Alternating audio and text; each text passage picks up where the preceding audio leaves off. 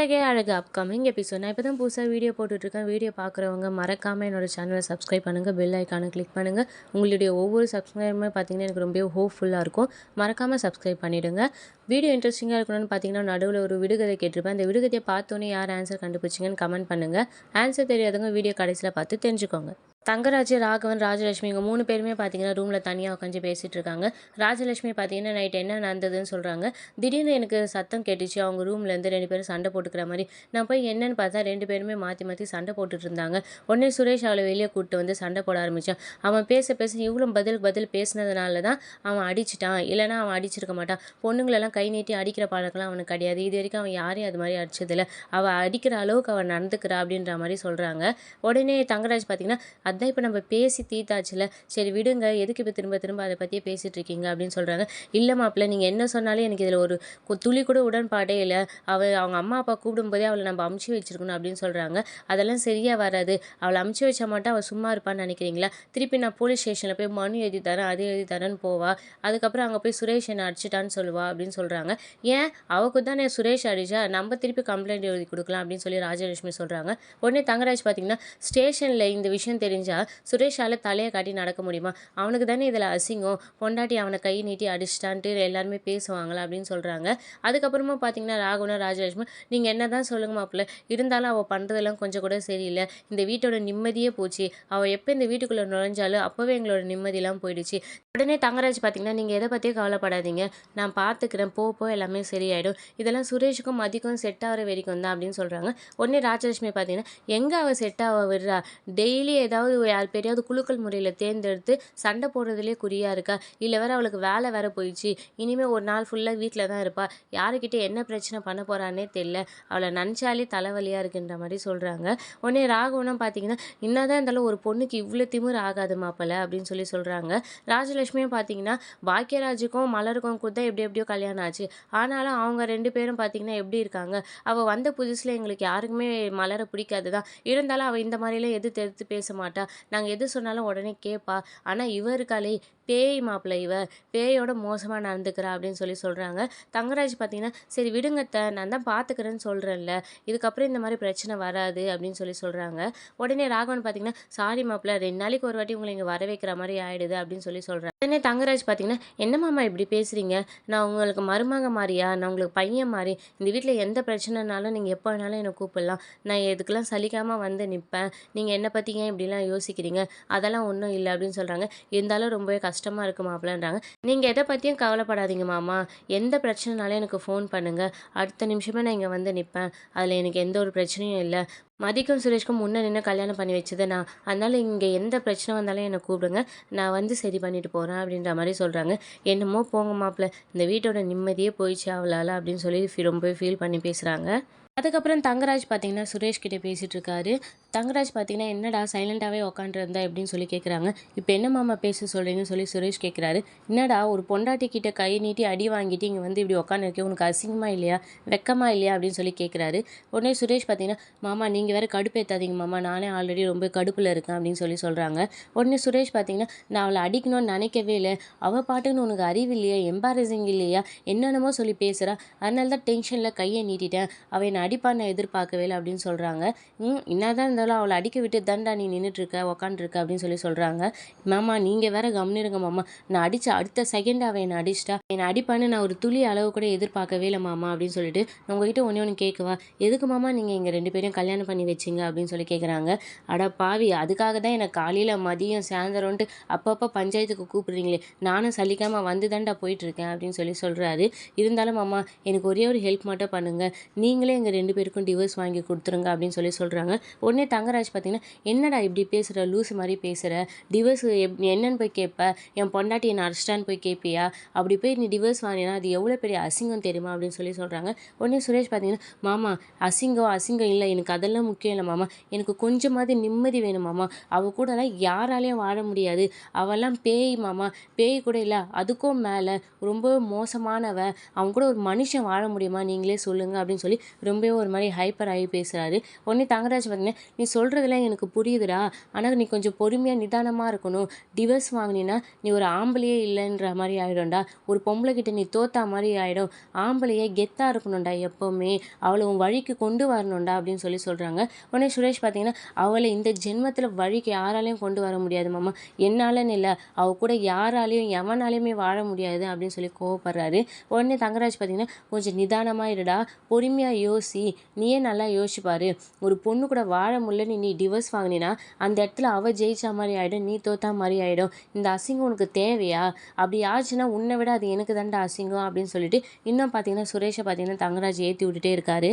நீயே நல்லா யோசிப்பாரு, கல்யாணம் ஆகி 6 மாதம்தான் ஆகுது, அதுக்குள்ளே பொண்டாட்டிக்கு பயந்துன்னு ஒரு போலீஸ்காரன் டிவோர்ஸ் வாங்கிட்டான் அப்படின்னு இந்த ஊர் உலகம்லாம் பேசினா உனக்கு எப்படிரா இருக்கும்? நல்லா இருக்குமா? அசிங்கமாக இருக்காதா அப்படின்னு சொல்லி கேட்குறாரு. அசிங்கமாக தானே இருக்கும், அப்புறம் எதுக்குடா இந்த மாதிரிலாம் யோசிச்சுட்டு இருக்க? ஒரு போலீஸ்காரனாக இருந்து ஒரு பொம்பளைக்கு பயந்துக்கிட்டு இப்படி டிவோர்ஸ் வாங்கணும்னு நினைக்கிறியடா? அதனால் கொஞ்சம் நிதானமாக யோசிச்சுப்பாரு. ஒரு ஆம்பளையா ஒரு கெத்தாக எப்போவுமே இருக்கணும், மதியம் உன் வழிக்கு எப்படி கொண்டு வர்றதுன்னு பாரு, அதை பற்றி மட்டும் யோசி அப்படின்னு சொல்கிறாங்க. கண்டிப்பாக உன் வழிக்கு வருவா, நீ சைலண்ட்டாக அதை பண்ணணும், யோசிச்சு பண்ணணும், நிதானமாக இருந்து பண்ணணும், எதுக்கு எடுத்தாலும் இப்படி கோவப்பட்டுன்னு டிவர்ஸு அது இதுன்னு பற்றி பேசிகிட்டு இருக்காது அப்படின்னு சொல்லிட்டு இருக்காது. அதுக்கப்புறம் பார்த்தீங்கன்னா தங்கராஜ், நல்ல ஞாபகத்தில் வச்சுக்கோ சுரேஷ், ஒரு ஆம்பளையா ஒரு ஆம்பளைக்கான கெத்தையும் திமிரையும் எந்த இடத்துலையும் நம்ம விட்டு கொடுத்துடக்கூடாது.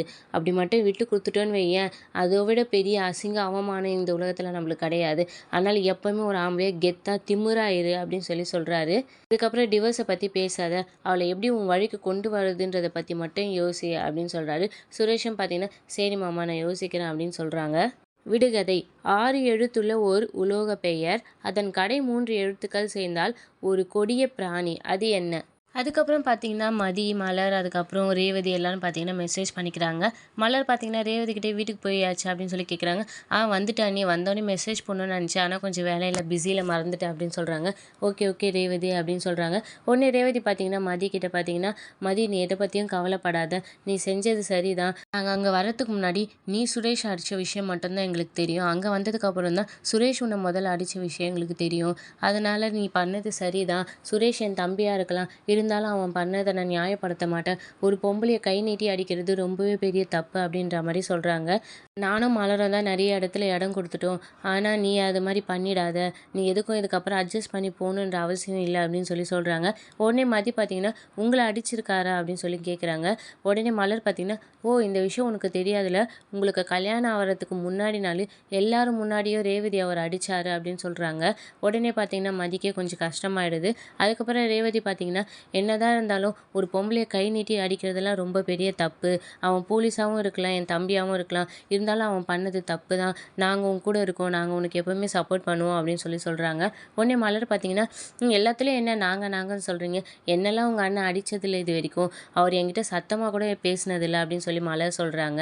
ஓகே அண்ணி, நான் உங்களை என்னையும் சொல்லலை, பொதுவாக தான் சொன்னேன் அப்படின்னு சொல்லிட்டு ரேவதி சொல்கிறாங்க.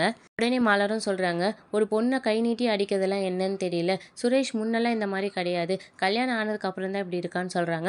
உடனே ரேவதி பார்த்தீங்கன்னா, கல்யாணம் ஆனதுக்கப்புறம் தான் அவனோட குணத்தை காட்டுறானோ என்னவோ அப்படின்னு சொல்கிறாங்க.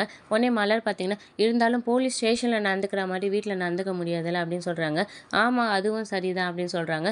அதுக்கப்புறம் ரேவதி பார்த்தீங்கன்னா, மதி நான் சொல்கிறத மட்டும் நல்லா ஞாபகத்தில் வச்சுக்கோ, அவனை உனக்கு கல்யாணம் பண்ணி வச்சுட்டாங்கன்றதுக்காக வேறு வழியே இல்லாமல் வாழ்ந்தே ஆகணுன்றதுக்காகலாம் நீ வாழாத, உனக்கு பிடிக்கலன்னா நீ வேறு எந்த முடிவுனாலும் எடுத்துக்கலாம் அப்படின்ற மாதிரி சொல்கிறாங்க. உன் கூட நாங்கள் இருக்கோம், எந்த பிரச்சனை வந்தாலும் நாங்கள் உனக்கு துணையாக இருக்கோம் அப்படின்னு சொல்கிறாங்க. உடனே பார்த்தீங்கன்னா மதி அவங்க என்ன சொல்ல வராங்கன்ற மாதிரி யோசிக்கிறாங்க.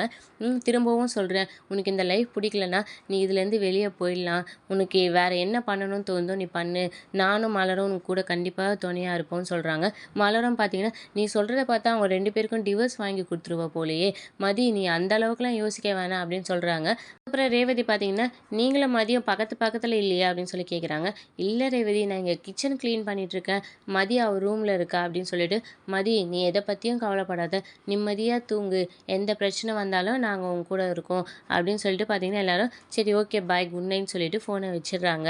அப்புறம் பார்த்தீங்கன்னா, ராகவன் பார்த்தீங்கன்னா, ஹால்ல உட்காந்துருப்பாரு. அந்த சமயம் வர பாக்கியராஜ் பார்த்தீங்கன்னா, "என்னப்பா இன்னும் தூங்கலையா?" அப்படின்னு சொல்லி கேட்குறாங்க. "எங்கடா தூக்கமே வரல" அப்படின்னு சொல்றாங்க. உடனே பாக்கியராஜ் பார்த்தீங்கன்னா, "என்னப்பா நந்ததையே யோசிச்சுட்டு இருக்கீங்களா?" அப்படின்னு சொல்றாங்க. "பின்ன வேற என்ன பாக்கியராஜ் பண்றது? நந்தத பத்தி எப்படி யோசிக்காம இருக்கிறது?" அப்படின்னு சொல்லி பேசிட்டு இருக்கும்போது பார்த்தீங்கன்னா, சுரேஷ் பாக்கியராஜ்க்கு கால் பண்றாங்க. "கொஞ்சம் வந்து கதவ தொறடா" அப்படின்னு சொல்லி சொல்றாங்க. உடனே பாக்கியராஜ் பார்த்தீங்கன்னா, "இருப்பா சுரேஷ் கூப்பிட்டுருக்கான். வெளிய இருக்கான் போல. நான் போய் கதவு தொறந்து விட்டு வரேன்னு" சொல்லி வெளியில போறாரு. அங்க போய் பார்த்தா பார்த்தீங்கன்னா, சுரேஷ் பார்த்தீங்கன்னா, ட்ரிங்க் பண்ணிட்டு வந்திருப்பாரு. "ஏய் என்னடா குடிச்சிருக்கியா?" அப்படின்னு சொல்லி கேட்குறாங்க. "ஆமாண்டா குடிச்சிருக்கேன். எனக்கு இருக்கிற பிரச்சனைக்கு நான் குடிக்காம வந்தா தான் நீ ஏன் குடிக்காம வந்தேன்னு கேட்கணும். குடிச்சிட்டு வந்தாலும் நீ என்ன கேள்வி கேட்கக்கூடாது" அப்படின்னு சொல்றாங்க. "என்னடா குடிச்சிட்டே வண்டி ஓட்டிட்டு வந்தியா? சொல்லியிருந்தா நான் வந்து உன்ன கூட்டு வந்திருப்பேன்ல" அப்படின்னு சொல்றாங்க. "பரவாயில்ல இருக்கட்டும்டா. நான்லாம் நல்லா பத்திரமா தான் ஓட்டிட்டு வந்தேன்" அப்படின்னு சொல்றாங்க. "எங்கேயாவது ஒரு போலீஸ்காரன் மாரி நடந்துக்கிறியா? போலீஸ்காரன் மாரி பேசுறியா?" அப்படின்னு சொல்றாங்க. உடனே சுரேஷ் பார்த்தீங்கன்னா, "நீ முதல்ல போலீஸ்காரங்கிட்ட பேசுற மாரி பேசுறியாடா? இல்லல்ல" அப்படின்னு சொல்றாங்க. "சரி வா உள்ள போலாம்" அப்படின்னு சொல்றாங்க. "டேய் அப்பா ஹால்ல உட்காந்துட்டு இருக்காருடா" அப்படின்னு சொல்றாங்க. "ஐய்யயோ! இன்னும் தூங்கலையா?" அப்படின்னு சொல்லிட்டு பார்த்தீங்கன்னா, சுரேஷ் பார்த்தீங்கன்னா தடுமாறிக்கிட்டே வராரு. "டேய் இதே மாரி பண்ணாதடா, அப்பா கண்டுபிடிச்சுருவாரு. நான் உன்ன கூட்டு போறேன். நேரா உள்ள போய் படுத்துரு" அப்படின்னு சொல்லி பாக்கியராஜ் சொல்றாங்க. "சரிடா, சரிடா" அப்படின்னு சொல்லிட்டு பார்த்தீங்கன்னா, சுரேஷும் பாக்கியராஜும் உள்ள வராங்க. உடனே ராகவன் பார்த்தீங்கன்னா, "சுரேஷ இங்க ஒரு நிமிஷம் வா" அப்படின்னு சொல்லி கூப்பிடுறாங்க. பாக்கியராஜ்ல, "அப்பா அவனுக்கு டயர்டா இருக்கு தூங்கட்டும்" அப்படின்னு சொல்றாங்க. "பரவாயில்லடா நீங்க ஒரு நிமிஷம் வந்துட்டு போன்னு" சொல்றாங்க. உடனே சுரேஷ் பார்த்தீங்கன்னா, "ஏய் அப்பா கூப்பிடுறாருடா, நான் போயிட்டு என்னன்னு கேட்டு வரேன்டான்னு" சொல்லியிருப்பாருங்க. தள்ளாடிட்டே போய் பார்த்தீங்கன்னா, அவங்க அப்பா கீழ உக்காந்துடுறாரு. ராகவன் பார்த்தீங்கன்னா, சுரேஷ பார்த்தோனே கண்டுபிடிச்சிடுறாரு. "என்னடா குடிச்சிருக்கியா?" அப்படின்னு கேட்குறாரு. சுரேஷ் பார்த்தீங்கன்னா, "சாரிப்பா" அப்படின்னு சொல்லி சொல்றாங்க. உடனே ராகவன் அழ ஆரம்பிச்சிடுறாரு. சுரேஷும் அழ ஆரம்பிச்சிடுறாரு. "என்னடா இது மாரி பண்ணிட்டுருக்கியேடா" அப்படின்னு சொல்லி ரொம்பவே ஃபீல் பண்ணி அழுவுறாரு. உடனே பாக்கியராஜ் பார்த்தீங்கன்னா, "அப்பா தம்பி ஏதோ கவலையில குடிச்சிட்டான்ப்பா. எனக்கு இதுக்கப்புறம் குடிக்க மாட்டான்ப்பா. நான் அவன்கிட்ட பேசுறேன்ப்பா" அப்படின்னு சொல்றாரு. ஆனா ராகவன் பார்த்தீங்கன்னா, "நீ இது மாரிலாம் உன்ன பார்க்கும்போது ரொம்பவே கஷ்டமா இருக்குடா. நானும் என் வீட்டுக்கு வந்த பொண்ணு இன்னைக்கு மாறிடுவான், நாளைக்கு மாறிடுவான்னு எதிர்பார்த்துட்டே தான் இருக்கேன். ஆனா அவ நாளுக்கு நாள் மோசமாயிட்டே தான் இருக்கா. அதுக்காக அவளுக்காக நீ இப்படி குடிச்சு உன் உடம்ப கெடுத்துக்கிட்டா எப்படிடா? உனக்கு உன் பொண்டாட்டி வேணா சரியாம இருக்கலாம். ஆனா உன் குடும்பம் அப்படி இல்லடா. நாங்கலாம் உனக்காக இருக்கோம். அதை யோசிச்சு பாரு. அத மட்டும் எப்பவுமே மனசுல வச்சுக்கோடா" அப்படின்னு சொல்றாங்க. உடனே பாக்கியராஜ் பார்த்தீங்கன்னா, "அப்பா நீங்க எதுக்காகவும் ஃபீல் பண்ணாதீங்கப்பா. இதுக்கப்புறம் அவன் கண்டிப்பா குடிக்க மாட்டான். நான் அவன்கிட்ட பேசுறேன். நீங்க போய் படுங்க" அப்படின்னு சொல்றாங்க. "கெட்ட நேரம் போயும் போய் அவள கல்யாணம் பண்ற மாரி ஆயிடுச்சு. இவன் வாழ்க்கையே சீரழிச்சுட்டா" அப்படின்றாங்க. "சரிப்பா நீங்க எத பத்தியும் கவலைப்படாதீங்க" அப்படின்னு சொல்றாங்க. "சரி இவன கூட்டு போய் படுக்க வை" அப்படின்னு சொல்றாங்க. பாக்கியராஜ் பார்த்தீங்கன்னா, சுரேஷ தூக்குறாங்க. சுரேஷ் ரொம்பவே தள்ளாடுறாரு. உடனே அவங்க அப்பாவும் தூக்கிட்டு போறாரு. உடனே பாக்கியராஜ் பார்த்தீங்கன்னா, "நான் பார்த்துக்கிறேன்ப்பா. நீங்க உள்ள போய் படுங்கன்னு" சொல்லிட்டு அவங்க அப்பாவ அனுப்பிச்சு வைக்கிறாங்க. அப்படியே பார்த்தீங்கன்னா, இந்த எபிசோட முடிக்கிறாங்க. இனி அடுத்தடுத்து வரும் விறுவிறுப்புகளும், சுவாரஸ்யங்களும், ஷார்ட் அண்ட் ஸ்வீட்டா தெரிஞ்சுக்க மறக்காம என்னோட சேனல சப்ஸ்கிரைப் பண்ணுங்க. பெல் ஐகான கிளிக் பண்ணுங்க. உங்களுடைய ஒவ்வொரு சப்ஸ்கிரைபுமே பார்த்தீங்கன்னா, எனக்கு ரொம்பவே ஹோப்ஃபுல்லா இருக்கும். மறக்காம சப்ஸ்கிரைப் பண்ணுங்க. விடுகதையின் விடை துத்தநாகம்.